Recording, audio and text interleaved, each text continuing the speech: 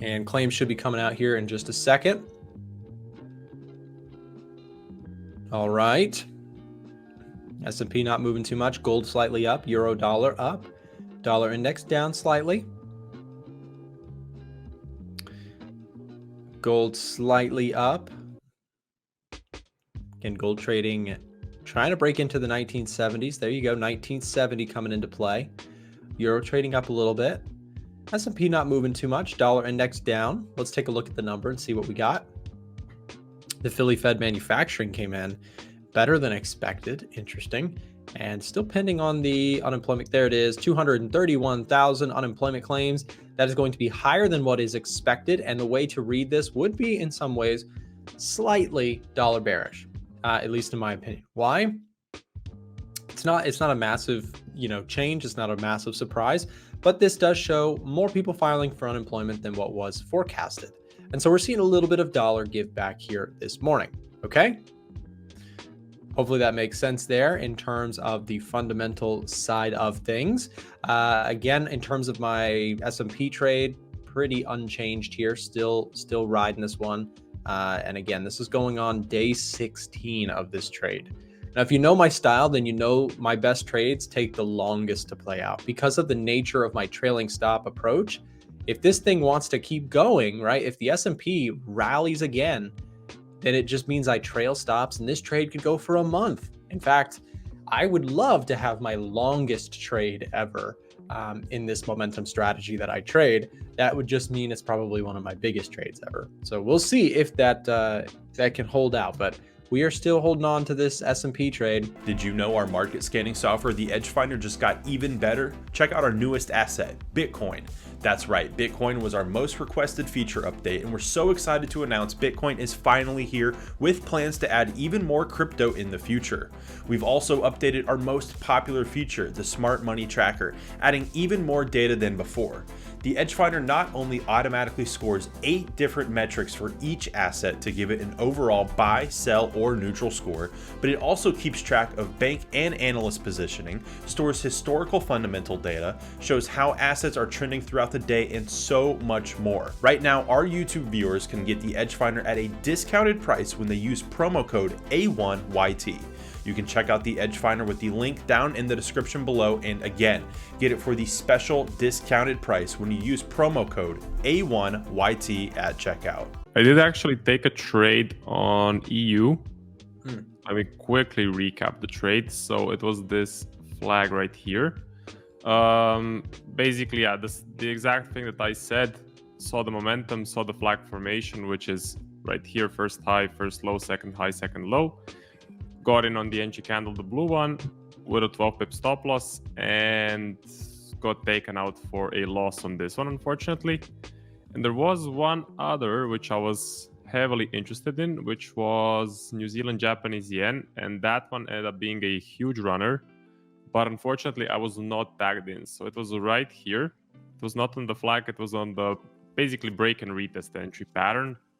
Had it right on this level, 12 pip stop loss, and yeah, basically missed me by 1 or 2 pips, something like that. And then spread hours was here, so I removed the order, and then it just went flying to the upside. So it is one of those, but definitely the power of the momentum has been demonstrated in this move right here.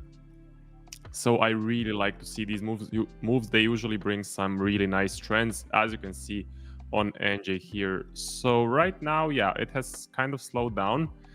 I do expect possibly EU to continue trending up. So we had one leg up. This is the pullback, and then possibly we can get something like this, at which point I will look to buy either on a flag or on a break and a retest. EJ seems ascending, so not much there. AU seems range bound and flat. AJ is range bound and flat, and GU is the same case as EU. So on the pound, I would not be surprised if this is just one big pullback and then we continue trending up, and then I would look to buy. But of course, you need to see this one big leg going up. And the final one is NJ.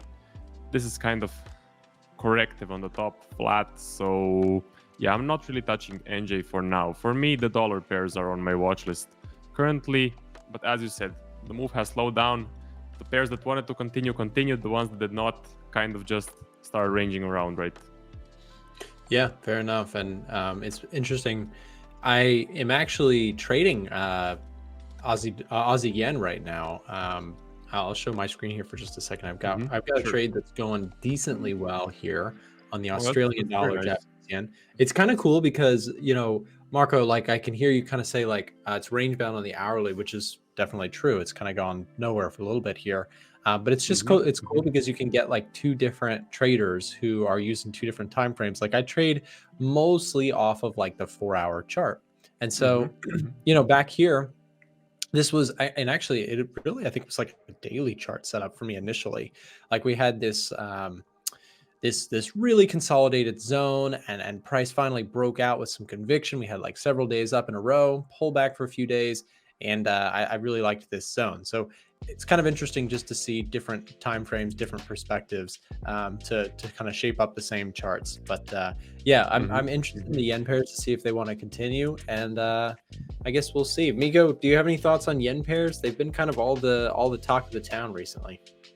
Yeah, I mean, yen pairs are still very, very bullish. I mean, I think Swiss yen's trading at all-time highs. We've got pound yen, euro yen, all at highs we haven't been in for like 5, 6, some 10 years. So everything is very bullish for them. And quite frankly, a lot of them have gone quite fast. So I need to see some hefty pullbacks if I'm going to decide to long any of them. However, there could be some counter trend opportunities for myself, particularly on pound yen.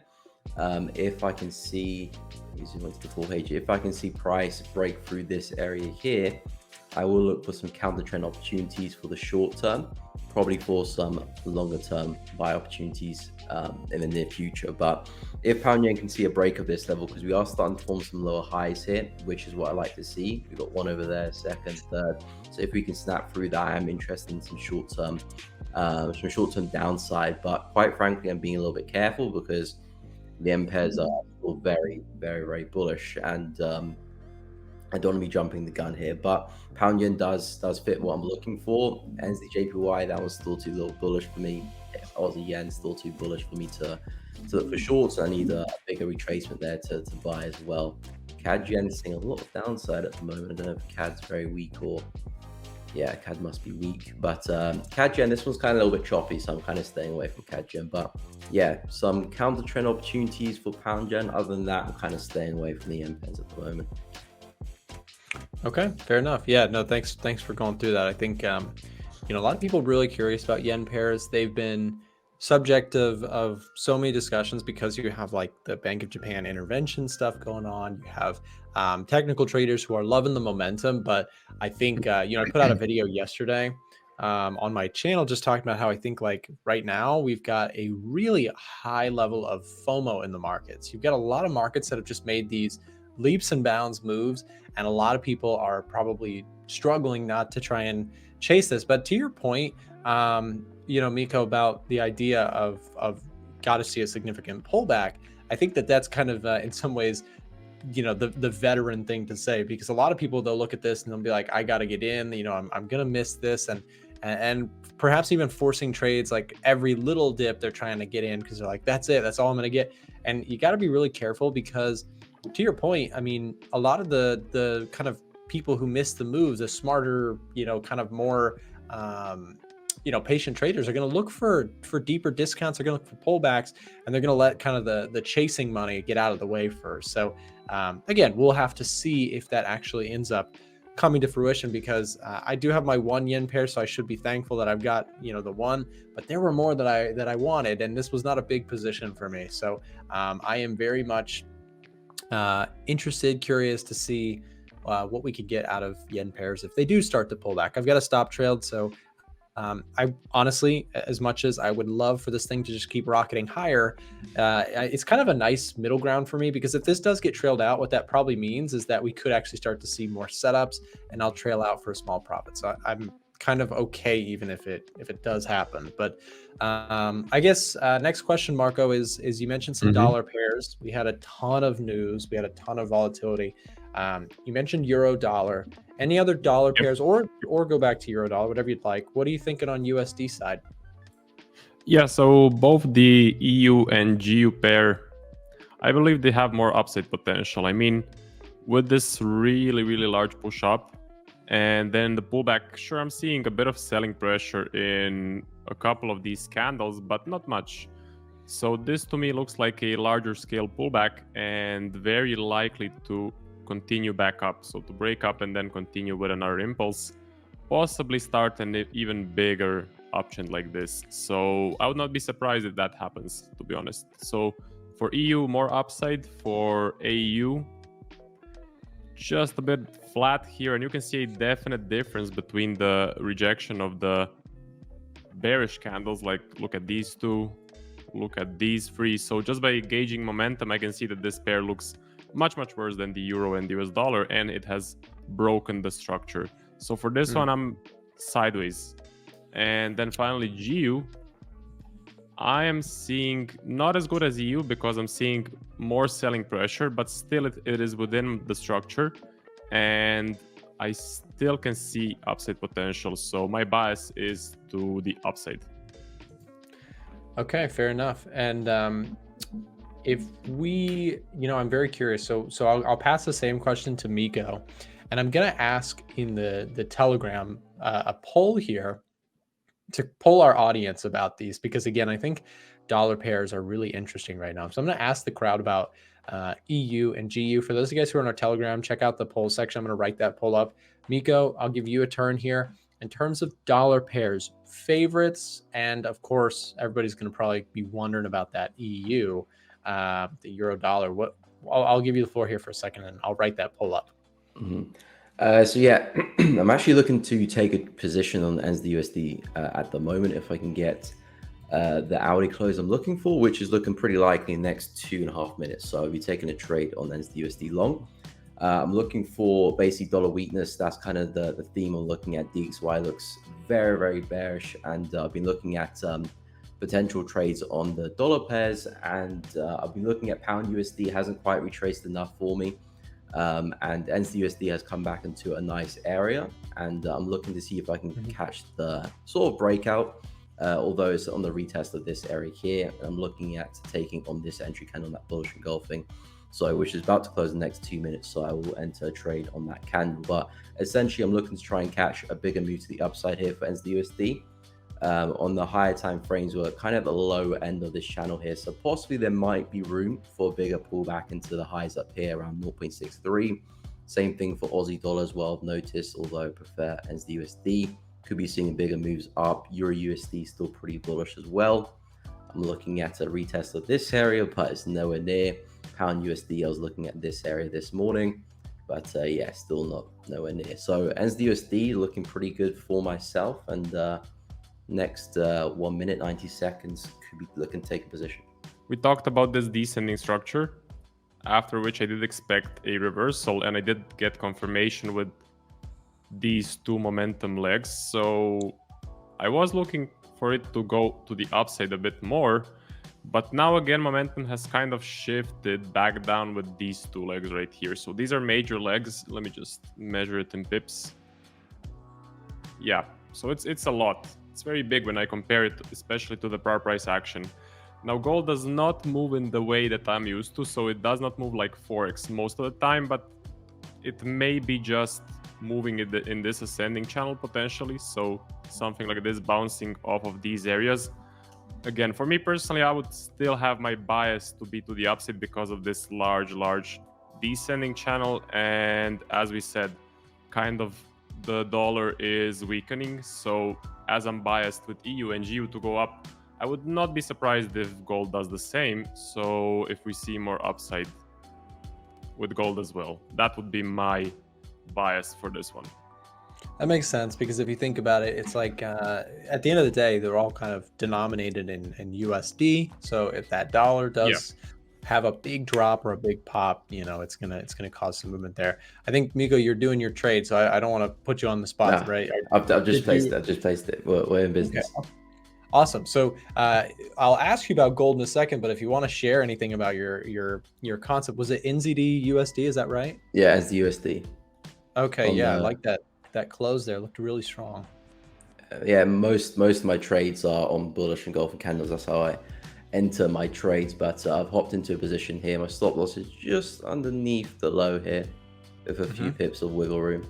And I'm looking at targeting this area up here at the origin of that bearish channel there. So look to catch the breakout on the retest of this area. But I've been pretty bearish on NZD, but slowly been looking to change direction. We're starting to print in some nice higher lows now. We had a nice break of structure, confident retest of that channel and that retest of that high, and a lovely bullish engulfing retest in that level. And DXY, I'm pretty bearish on this guy, although I was expecting to see maybe a retest of this level, but looks like we might just continue lower, or we still could come back for the retest. But yeah, NZUSDs tick the boxes, and a really nice entry signal, so long on that one. For roughly 1 to 2 into the high there, so we'll see how that goes. But in terms of gold, I was also looking for buys on gold, but it's kind of left me behind a little bit. I was looking to see if we come back and retest the low here. Gold has been printing some nice higher lows, and I was looking to see if we can come back, retest it, and then find the buy. This is kind of what I was talking about on Tuesday. Yeah, it's quite bullish, and it looks like it's leaving behind, and I don't want to buy it now because we're coming close into this level here where some sellers will be sitting. So in terms of my directional bias for gold, I'm still looking at push back to 2K as long as we maintain this bullish structure. So buys are my idea. Therefore, maybe if you can see a confident break of this area and leave that area there behind a little bit, then I'll consider try and find the next high low afterwards. But yeah, still looking at 2K as the next kind of goal. Don't forget to check out the links in the description if you want our broker recommendation, access to our free Discord, free Edge Finder, or want to chat with us on Telegram. Remember, you can watch us live in the markets every morning starting at 9:30 a.m. Eastern Time, and we have lots more free trading tools and content available on our website, a1trading.com. Thanks for watching.